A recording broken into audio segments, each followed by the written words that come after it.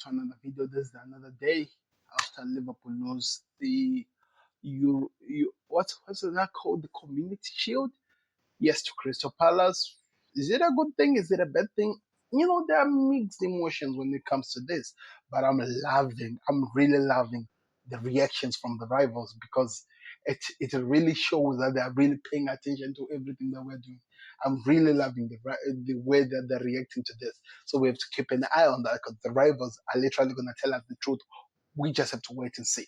So anyway, what we're here to talk about actually is actually the transfer news because there have been some updates on on the what's his name on Isak to Liverpool. There have been some movement over the outgoing as well as the players who are coming in defense, especially after the game we saw. We need some movement. We really need some movement. So let's talk about what Lee Rander had to say. That's a Nottingham Forest best journalist who was reporting into this. So let's talk about what he had to say. This is what he had to say. He said, "Info." Lee Rander in the Chronicles in Newcastle said that Newcastle continues to look for a new striker capable of filling Alexander Isak's boots with Benfica's Virgil Palit 26, the latest name that they've put onto the Magpie. That's according to him. I don't know what exactly is happening to this. But also when it comes to this, what exactly is happening on the Isak issue? You might be wondering, you might be asking questions on that. This is what he had to say. He said that, oh, we must follow it in the after bid from Liverpool.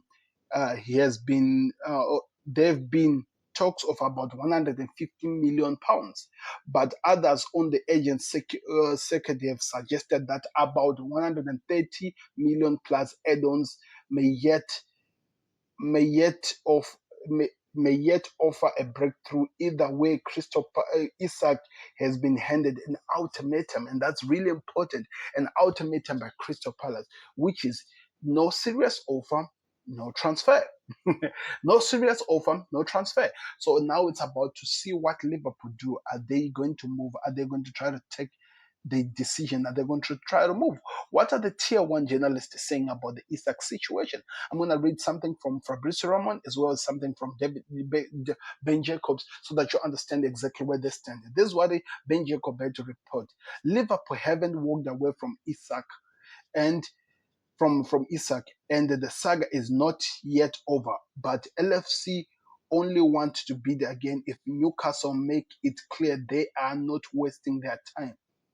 Liverpool don't want to keep just playing with bids and doing what they don't want to waste time. They want movement. If Crystal Palace are going to talk, that's when things will happen. According to Fabrizio Romano, this is what he had to say. Liverpool feel they're absolutely ready to present a new bid for Alexander Isak after the one rejected by Newcastle. But sending that bid, they want to feel encouragement from Crystal Palace, from Newcastle. So it's literally about what Newcastle are saying.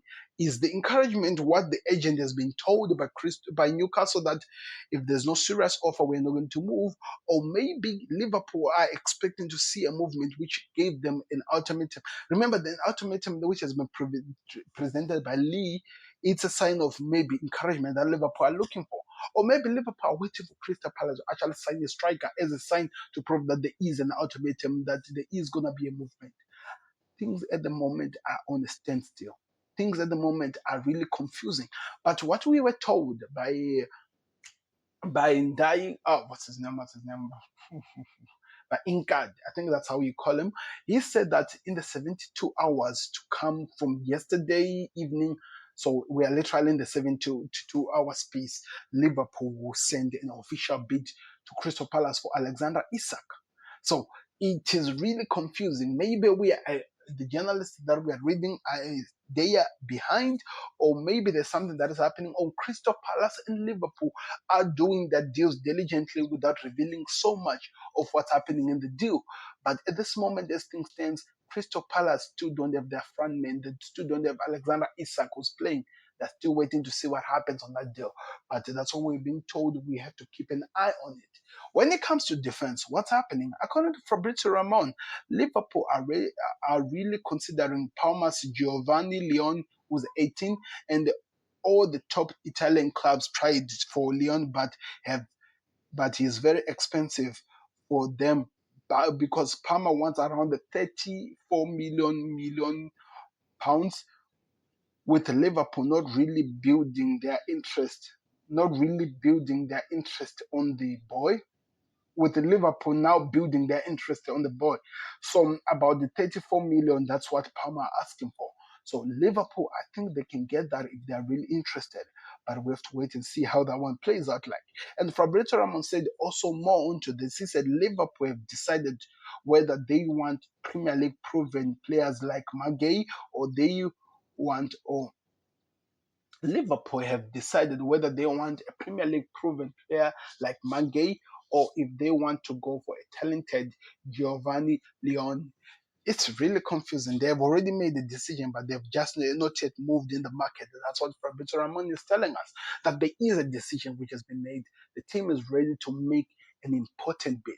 But who are they going to bid for? Magay was going to be costing around 50 million or 40 million euro pounds, according to pay to Crystal Palace owner, or maybe this kid who's around the 30 something million, according to what Palmer asking for. Liverpool have been doing so much in the outgoing. It's time for us to help the team strengthen going behind, because we saw it yesterday against Crystal Palace. We are exciting going forward. We are really, really exciting, but we are still lacking something going backwards, and that has to be worked on. When it comes to Maguire, James Pearce has yet to say that Maguire is seen as a perfect addition to the Liverpool squad. With only 1 year left on his contract, there is a deal to be done at a sensible price. That's what Liverpool are saying. They'll only do it at a sensible price. So we have to keep an eye on that one to see if that is going to help, if there's going to be movement. But as this thing stands right now, they need to be a sensible price for this to actually happen, or maybe movement to actually take place. So we have to keep an eye on that one as well. There are so many deals that we have to keep an eye on. It's crazy right now in the Premier League. On the other hand, in terms of outgoing, um, Fabrizio Romano is saying that Konstantin Tsimikas is expected to leave Liverpool, as he has been left out of the squad against Crystal Palace for this reason. Usually, whenever Liverpool do this, they do that if there is already movement, or maybe when there's already a sign that the player is moving. So that could be the reason why he was left out, or maybe there's something that is happening on the other side. But that's what we're being told right now. I think it's really difficult to say, but we have to play the waiting game. Really, we need to be very comfortable in playing the waiting game, because the waiting game is what is going to tell us what's going to be happening next. So let's keep an eye on this one, people. Let's enjoy. Let's buckle up. But Liverpool needs a defender. Liverpool needs to sort out the Isak situation. We need a forward. Even Virgil van Dijk yesterday after the Crystal Palace game did tell Alex Crook that Liverpool needed to make some decisions over who comes in to replace the players after the players that they've lost. So the waiting game is going to be irritating. The waiting game might even be boring, but it's really important to give us maybe a fair idea on where we are going and what we are working on. So that's it, people. That's what we can only tell you on the Connect right now. Go check out my reaction to the Liverpool loss against Crystal Palace. I tried to do my proper assessment. I talked about the players who did not turn up. Salah was really off. Go listen to it and let me hear your thoughts in the comment section. Like the video, subscribe to the Connect. It will see you another. We are out. Peace. Subscribe to the Connect. And go check out the Football Connect for some other transfers that maybe might not have been introduced or maybe represented in this situation. So thank you very much for watching. I'm out. See you another.